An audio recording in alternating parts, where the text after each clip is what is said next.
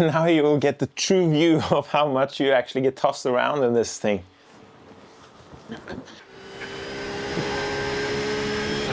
Like, look at this. I might get sick. Time for a review of this. I'm just kidding, it's empty because I've had it for a year or something, almost a year. So here you can see it mounted to the Next Level Racing GT track, I think it's called, and a lot of stuff that we can talk about later, but it fits nicely. Although I have to say that when I mounted these tracks, the holes did not line up, so it had to be forced or get a new unit, but I didn't want that, so that was a bit disappointing for the price. And as you can see, I would have wanted the buttons to be here, so I could just reach down. But at the time of installing, there wasn't any software that could flip it so that you could have the buttons on that side. As you can see, it's not that handy to have the button here because the pedal plate is up there. It's kind of silly that you have to get all the way down here to turn it on. At least put it on the edge. But yeah, that's fine. And as you can hear, it's quite noisy just from the fan. But that is fine. The most annoying thing is the sound from the actuators, which are way too loud. You have to wear a headset or have the volume on your system to be so loud that you wreck your ears. So, not happy about that. Well, here you can see the overview of the software. You can go to Tools and Diagnostics and you can see all the stuff that they have. They did not have all of this when I bought it, so this is a really nice update, or several updates.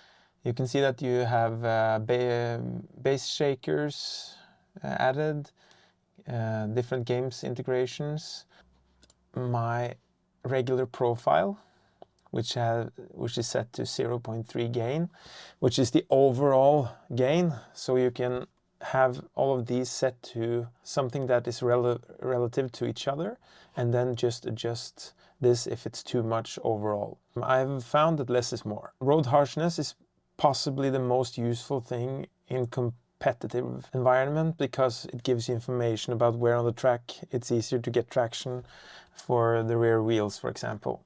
The longitudinal G-force is not that useful because it doesn't feel like G-force because it stays in a position. So it's just the initial push forward, which is not really useful.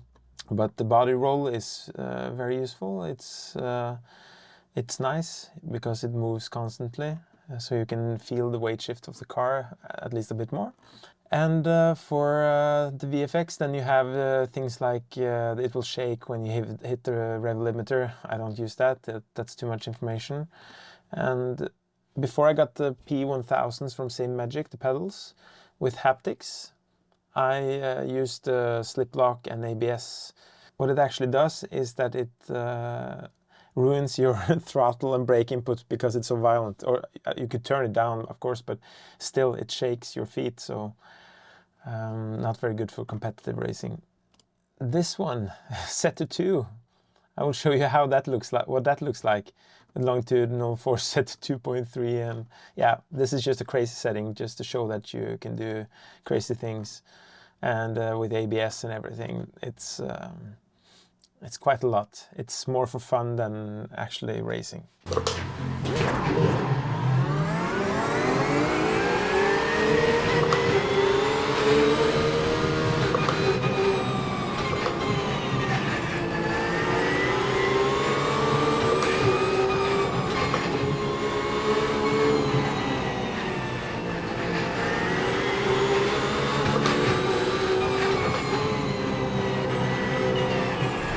I'm scared. I just switched the profile and the whole rig just started moving while standing still. The road is tilted, as you can see, and it tilted me all the way over there. Oh my God!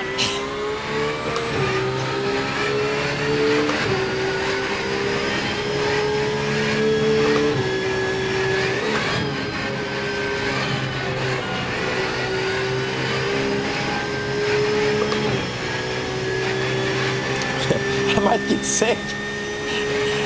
The crazy thing is, I work out a lot, but my core gets worked so much. Ah! Oh, oh, oh, oh, oh.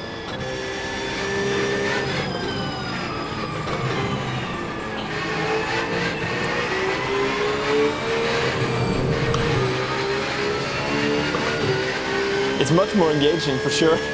I will turn the sound off so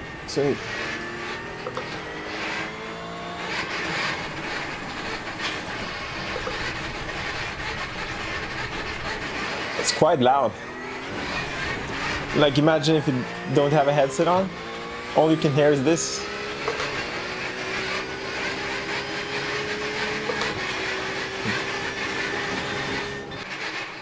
If I had known that it was this loud, I probably wouldn't have bought it. So all in all, I think the Motion platform is a fun addition, especially when you drive with friends. And then you can just crank it up way too much and they get tossed around. But considering the price point, at least here in Norway, I would just get like some haptics, like bass shakers and stuff like that, because when I upgraded that was like a way bigger jump to that from nothing than from that to the Motion platform.